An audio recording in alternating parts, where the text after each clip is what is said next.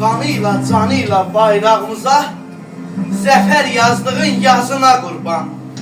Əlində silahı, gözündə qısas, şərəflə getdiyin yoluna qurban.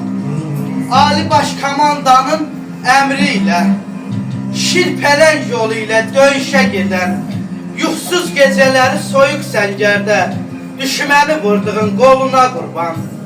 Yoluna düşmənlər çəksə yüsbət, sən onu əzminlə aşmısan əskər.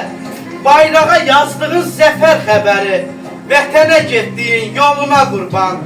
Vətənə getdiyin yoluna qurban. Söz verilir. 44 günlük vətən müharibəsində iştirak etmiş və hal-hazırda mərkəzimizdə 100-cü qrup tələbəsi qazimiz Vüqar İbrahimova.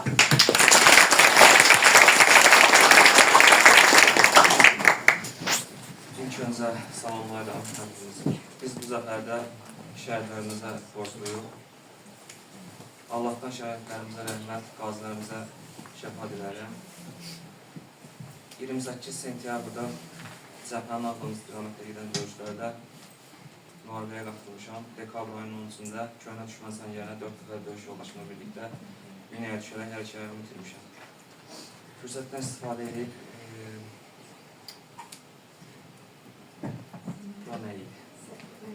mərkəzin direktoru Səyyar müəllim başda olmaqla Ülviyə müəllimə və kollektivə öz minnətdarlığını bildirir.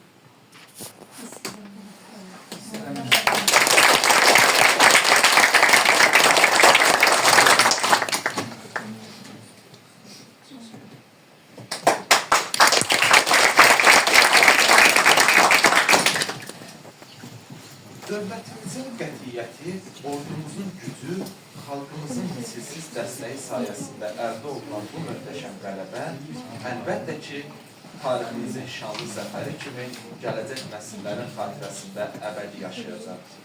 Vətən müharibəsində xalqımız tarixində olmadığı dərəcədə yüksək birlik, həmrəylik nümayiş etdirdi. Vahid amal uğrunda birləşdi.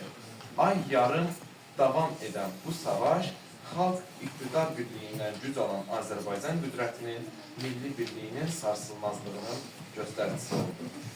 Qarabağ Azərbaycandır, bənidar işarəsi ifadəsini qəlbimizin rəmzinə çevirən Prezident Ali Baş Komandan İlham Əliyevin fəxrlə söylədiyi bu ifadə həyatda təsdiqini tapdı. 44 günlük qəhrəmanlıq savaşımız tarix boyu şanlı qürur mənbəyimiz olaraq qalacaq.